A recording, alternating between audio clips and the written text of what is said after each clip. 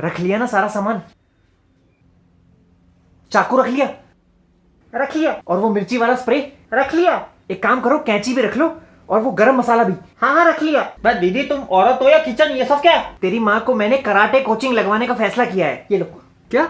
हाँ तो मैं कुछ समझा नहीं। अरे रहने दे, तुम लोग वो मोमबत्ती लेके धरना करने वाली पीढ़ी हो। आज बात करोगे, कल फेसबुक पे लिखोगे और फिर भूल जाओगे। ये लो। कराटे सीखना बढ़िया है, लेकिन मुसीबत के टाइम औरत कहाँ 4-5 आदमियों से निपटेगी? हर बार औरत को ही क्यों सावधानी बरतनी चाहिए?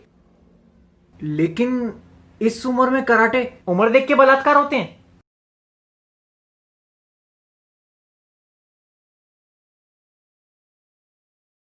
तुम जाओ, मुझे हर आधे घंटे में कॉल करना, ठीक है? और वो ऑटो वाले का नंबर प्लेट की फोटो खींच के मुझे भेज देना, और टाइम टू टाइम हर आधे घंटे में कॉल करती रहना, ठीक है? 100 नंबर लिस्ट में सबसे ऊपर है, जैसी कोई गड़बड़ लगे मिला देना, ठीक है? और अंधेरा होने से पहले घर आ जाना। जहां पे झुंड दिखे ना ज्यादा मर्दों का, वहां से चल के मत जाना। मुझे मत समझाओ, मैं अपनी पूरी जिंदगी इसी डर में जी चुकी हूँ। अच्छा ठीक है, ध्यान से जाना। घर से बाहर निकलने के लिए इतनी कंडीशंस हैं, हम ही जिम्मेदार हैं इसके। और तू क्या पहली बार देख रहा है? ये देश के सभी घरों में यही हाल है। तो एक नॉर्मल आदमी क्या कर सकता है? खुद से एक सवाल पूछ सकता है। क्या? जो भी पूछूंगा उसका सही सही जवाब दियो। तुझे क्यों लगता है रेप होते हैं? चल तुझे 3 ऑप्शन देता हूं।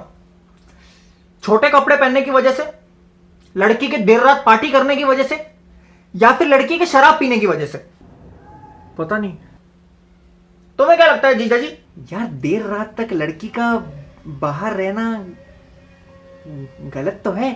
जो आदमी इन तीनों ऑप्शंस में से किसी एक पे भी सहमति जता दे, उसकी भी कहीं ना कहीं एक रेपिस्ट जैसी सोच है। वो रेपिस्ट नहीं है, लेकिन सोच मिलती जुलती है। अरे बहुत सारे देशों में लड़कियां रातों को सड़क पे अकेली निकल जाती है घूमने। जो बुर्खा पहनती है उनके रेप नहीं होते? 70-80 साल की औरतों के रेप नहीं होते? अरे छोटे 5 महीने के बच्चे तक को नहीं छोड़ते ये लोग। अब उनको भी क्या बुर्खा और साड़ी पहनाने लग जाए? पूरी जिंदगी सुनते आ रहे हैं बेटी बचाओ बेटी पढ़ाओ। अरे अपने लड़कों को कब पढ़ाओगे?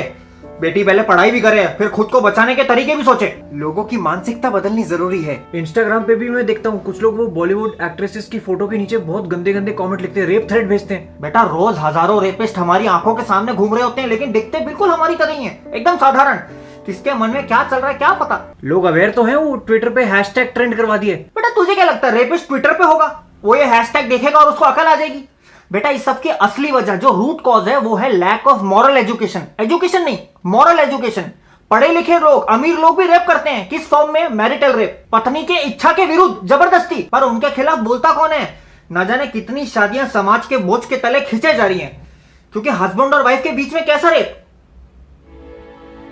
ये जो हर साल ऐसी घिनौनी हरकतें सामने आती हैं, तुझे क्या लगता है ये एक लौता केस होता है? बेटा रोज हजारों रेप होते हैं, लेकिन लोग पुलिस को कंप्लेंट करने से डरते हैं। पुलिस के एफआईआर कॉपी तक वो बात पहुंचती नहीं। सालों को पब्लिक में खड़ा करके जिंदा जला देना चाहिए। बेटा ये सब गुस्से में कहना जायज है, भावनाएं एकदम जायज है। मैं भी नहीं चाहता, कोई नहीं चाहता कि वो साले जिंदा बचे, लेकिन हमारी 125 करोड़ की आबादी वाला देश है।